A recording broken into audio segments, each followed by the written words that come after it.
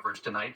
Let's bring in Rick Klein, our political director over at the big board tonight. And Rick, of course, these new national polls that are just out tonight, they show just how close this race is. And of course, our new 538 polls of polls. Exactly, David. If you look at the latest polls that we have nationally of anything from a Trump 6-point lead to a Biden 2-point lead, and you combine it all together, and our 538 polling average has it basically tied, just 0.2 of a percentage point separating the candidates, and it hasn't moved for months. If anything, maybe a slight bump for Biden since Trump's criminal conviction a month ago, but it is tight as can be. And when it comes to the big issues that voters want to hear about tonight and through the campaign, look at the big ones. Inflation, half the country says that's important to their vote. Immigration, more than a third of the country. Those are both Trump advantages, big edges in Trump's trust to handle those issues over Biden. The big Biden issues, including political extremism and abortion rights, a little bit lower on the priority list, David. So when you look at those numbers, President Biden fully aware that on inflation, immigration, he's got to make this case tonight. All right, Rick Klein of the big board, Mary Bruce with us at the desk.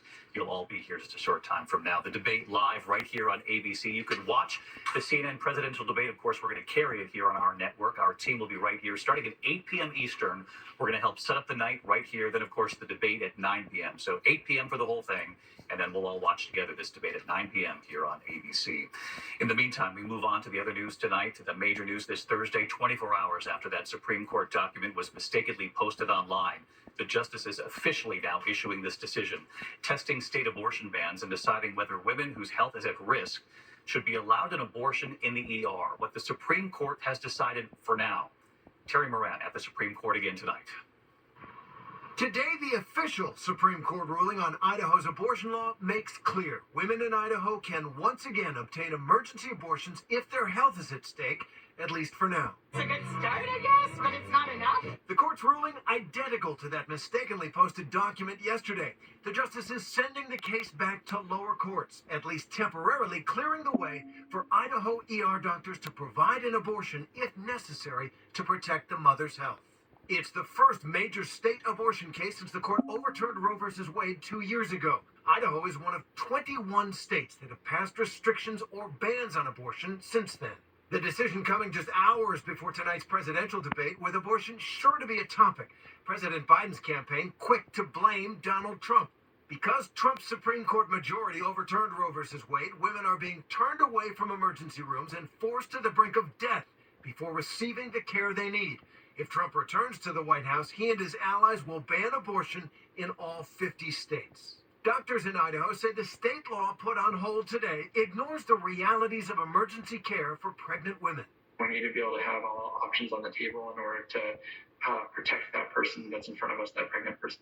Another huge decision today from the court. The justice is dealing a devastating blow to a sweeping nationwide settlement for victims of the opioid epidemic. The settlement, negotiated for years, involved Purdue Pharma, makers of OxyContin, and members of the billionaire Sackler family, former owners of Purdue. Purdue and the Sacklers had agreed to pay $6 billion to victims, but in exchange, the Sackler family will be shielded from any future liability. But now that deal is off. The court saying U.S. bankruptcy law prevents the Sacklers from being let off the hook. Justice Neil Gorsuch, writing for the court, suggesting there may be a better deal on the horizon. Most of the plaintiffs supported the settlement and were stunned by the court's ruling. Justice Brett Kavanaugh, in a strong dissent, upset that those families won't see any of that money anytime soon, writing, "The decision is wrong on the law and devastating for more than 100,000 opioid victims and their families." Jill Chikowitz lost her brother Scott to an overdose 7 years ago.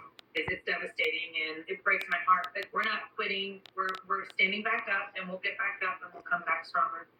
So many families in this country affected by this. I want to bring in Terry Moran live at the court again tonight. Terry, this $6 billion settlement really took years, as you know, hundreds of thousands of families involved. But the court essentially saying here the Sacklers might end up paying even more money. But everyone looking at this and saying that could mean many, many more years of waiting for these families. Absolutely, David. Look, this is back to square one right now, and the court has struck down the key provision in this deal that shielded the Sacklers from future liability in exchange for those billions of dollars.